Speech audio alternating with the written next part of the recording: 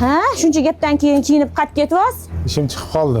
Unda sen ketsin, men ham ketaman onamniki. Uyini yelkam chuquri ko'rsin.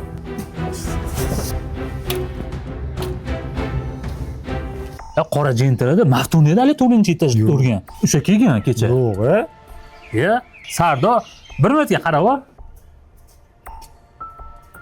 Hormaylar, yaxshimisizlar? Ha, rahmat. Kecha domni boshlang, ko'tardilar-a.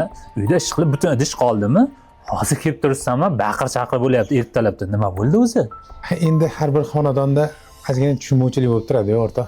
O'zi sen lattasan. Xotinni boshingga chiqarib olgansan-da. Agar sen uylansang, mana unga o'xshab rolni xotiningga berib qo'yma, ha?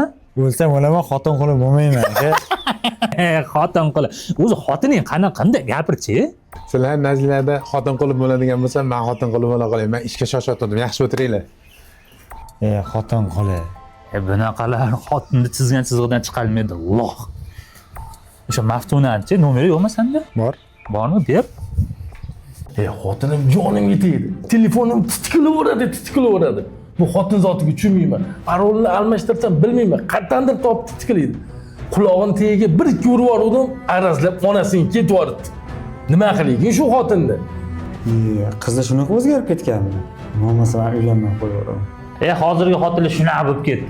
Tars javobni berib yubordi, boshqasiga uylan. Mana Shokiram ras ajrashib yubordi. Sening xotining shunaqami deb gapir.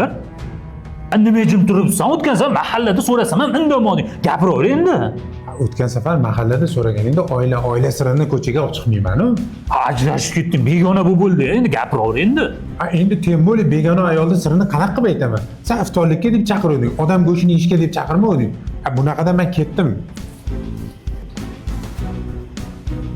Sardor? O'zicha achchiq qilib ketaveradi. Landovor, latta.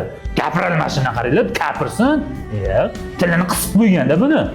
O'zicha odam go'shini. Aqlli. Tuzukroq gapirarmikin deb og'ziga qarab o'tirsa, mensimasdan chiqib ketdi bizani. Qo'shmaylik, shuni qo'y. O'tgan safar gap aka, ajrashgan bo'lsam xotindan o'lgudek qo'rqadi. Qarang, gapira olmay o'tiribdi.